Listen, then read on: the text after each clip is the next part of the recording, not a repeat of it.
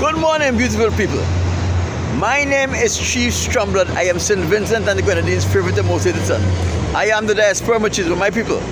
It has been another beautiful day for a protest, and I enjoyed every moment of my protest. Let me first remind you, the front of my sign says, I don't want the white man's money, the white man's woman, the white man's friendship, and or the white man's fame. And the reverse of my sign says, white man, why have you enslaved the African American? All in all, it was another beautiful day for a protest, and I enjoyed every moment of my protest. And as you know, when I have protested and when I have brought you an update as to what transpired while I protested, it is always my privilege and delight to bring you something from the word of the Most High God. My people, a lot of people quote this passage of text, Isaiah 54:17, which says, no weapon formed against me shall prosper, and every tongue that riseth against me shall be, in judgment shall be condemned. My people, I had a very interesting night, and I'm going to bring you up to date. Mind you, if there is any errors in this, it's because I am lacking sleep. Now, I went to sleep about 10:30, and I normally get up at 11:45 to do my morning prayer, because as David said, he rise up at midnight to give you thanks, O Lord, for your wonderful judgment. So I adopted this habit because I read this in the Psalms. Now, I got up to pray as usual, and I had a very long discussion before I went into my formal prayer and my prayer of vengeance with the Most High God, because there's something that is a little troubling that had been happening. So I discussed that with the Most High God for a while. And after I finished discussing that, I went into my formal prayer, and I went into my prayer of vengeance. Normally, the introduction of my prayer, my formal prayer and my prayer of vengeance would take me about an hour and 15 or 20 minutes. But because I had a lengthy discussion, it took me 2 hours and 15 minutes this morning. So at 2 o'clock, just before I finished my prayer, I heard a footstep. And when I heard a footstep, I look up and I see a yellow-skinned young lady came and she sat in the corner where I stay. So I say, okay, I'm not going to interrupt my prayer. I will see what she wants when I'm finished praying. So I inquired if she was okay, if she was in danger or anything, and she said no, she was okay. So I asked if she was in danger. She said she was not in danger. I was about to go back to sleep, but the Most High says, ask again if she's in danger. So I asked again if she's in danger. I asked her, where are you going? She said she's just going to stay here until the train station open. I tell her the train station open at 4 o'clock, so she have 2 hours waiting, right? So when I asked if she's okay again, she said she's only cold. So it's then the Most High told me, take her down to the train station. So I say, would you like for me to walk you down to the train station and sit on the steps of the train station where it will be a little warm, and wait until the train station open with you? She said yes. So I tell her, wait a while. So I changed my clothes and head down to the train station with her. When I got there, the first thing I do is I look for the surveillance camera, because I knew this is the action of the white man to try to get me in trouble with some little minor girl. So I asked her how old she is and so forth. She says she was 18. But examination of this girl, she could be no more than 13 years old. But here she is on her own, 2 o'clock in the morning, trying to entrap someone. So what I did, when I get to the train station, I looked for the surveillance camera. And I took her where the surveillance camera is. And I said, let us sit here and wait until the train station opens. We sat there for a while, and this is what happened while we were sitting there. Two men in technician uniform outfit, metro, came, opened the gate, went under the gate, and while we were there, you know what they did? Richard was and them sent them to turn on the AC and the fan. So now it was warm. As soon as they came, the AC and the fan went on. The child started saying she was cold. I don't know what they were expecting me to do. You understand? A little cold ain't gonna kill her. It only had an hour or so to go before the train station opened. So she said she was cold and she was still sleeping. So she laid on her head and she started sleeping. So since she was cold, I saw a piece of cardboard on the top. So I went up to the top, get the cardboard and cover her with the cardboard. So it and she relaxed a little. So she slept. When she started sleeping, I stand up and start walking back and forth because there's nothing else to do. So I just walking back and forth there. However, the security came early and opened the train station. When we went in, it was another hour before the train started running because I thought they opened the train station at 4 o'clock. They came and they opened the train station about what? About 3 o'clock.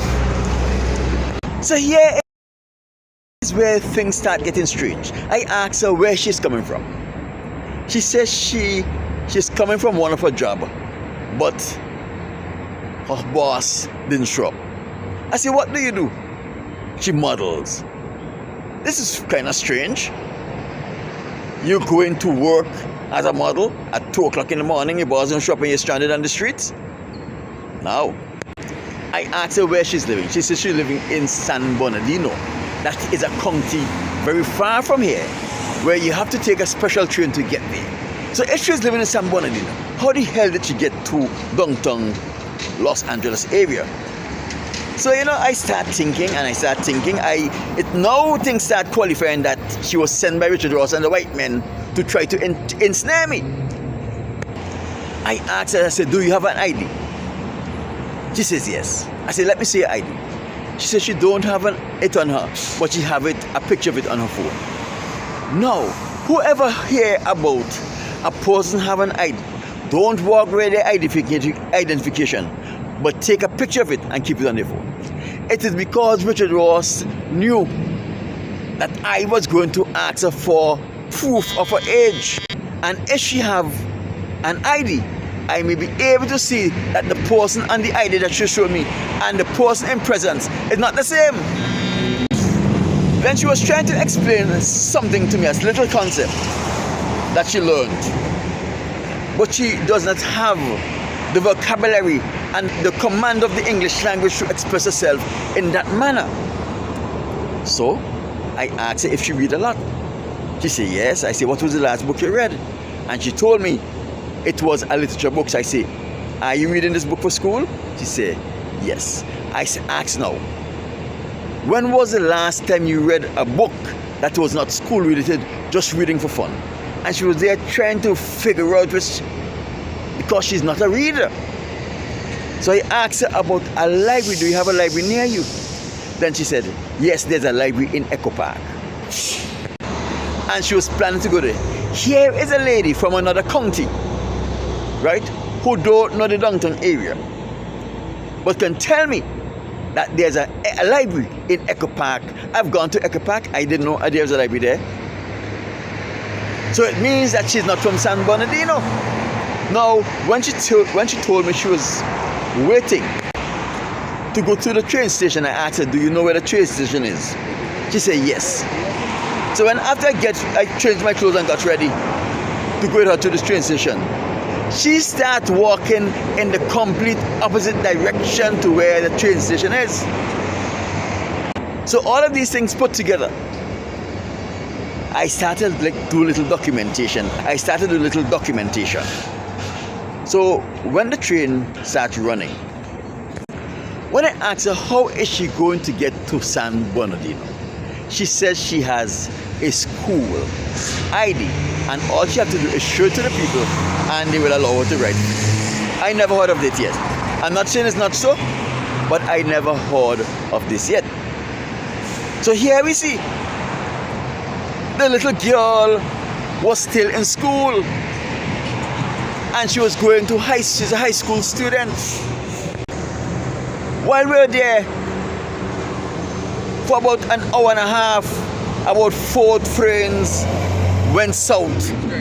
No train was coming north going to Union Station, so I can drop this little girl to Union Station so she can get a train to San Bernardino. All I knew that she was a plant of Richard Ross and the Caucasians trying to get me in trouble.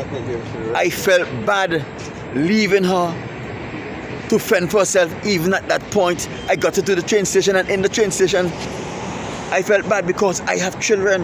I would like to know if my children are found in a situation that someone will have the sympathy for my children as I had for this girl, and deal with them in the same manner that I would have dealt with her. So while no train was going to Union Station, all the 4 trains have passed going in the opposite direction, which is highly irregular. An hour and no trains. Now, they were trying to set up someone to come and take the girl from me, because if she go to Union Station, she will not be able to ride the Metrolink to go to San Bernardino, and she's not supposed to be going to San Bernardino, right? So when I got there, I get into a basa with a Caucasian guy and an African American over this little girl. The Mosai says to me, the Caucasians send them for her. When he told me that, take her, and I go about my business. So you see, one man with a sign that says, I don't want the white man's money, the white man's woman, the white man's fame or his friendship. They are trying to entrap me in some sexual connotation with some minor. Not me. The little girl I met in St. Vincent and the Grenadines at 12 Gonsalves sent to me was far more prettier than this skinny girl. This girl, she was too skinny to be beautiful, too young to be attractive, and too pale to be sexy. So if I didn't get involved with this beautiful girl that 12 Gonsalves sent to me, 14 years old, who was mature and looked attractive, why would I be getting involved with this girl who is not, she's too skinny to be sexually appealing, too young to be attractive. She's a child. She is somebody's child, a minor. She could not be no more than 13 years old.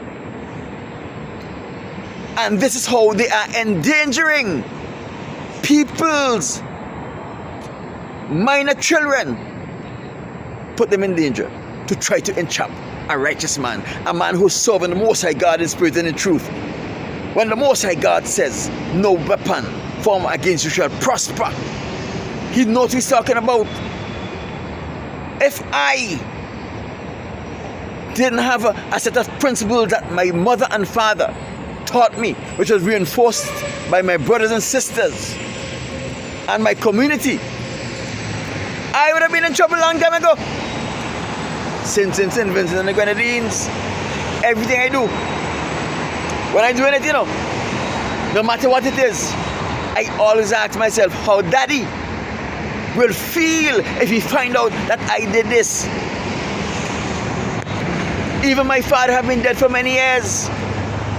I still question myself how Daddy would feel if he found out that I did this.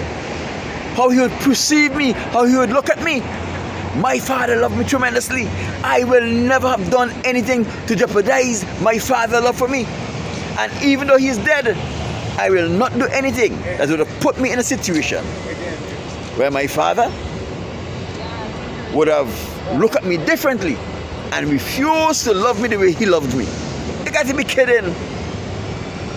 Let me tell you something. If they want to get me involved in anything like that. They have to be lying on me from start to finish. You will never catch me in nothing. I don't want none of the women here. Everybody in this place is a slave. What am I going to do as a slave? Wait for them to poison me on behalf of their master? Huh? Wait for them to, what? Destroy my life on behalf of their master? Never. I don't crave the affection of a woman that much. It has been 14 years since I had sexual intercourse, and this is my choice.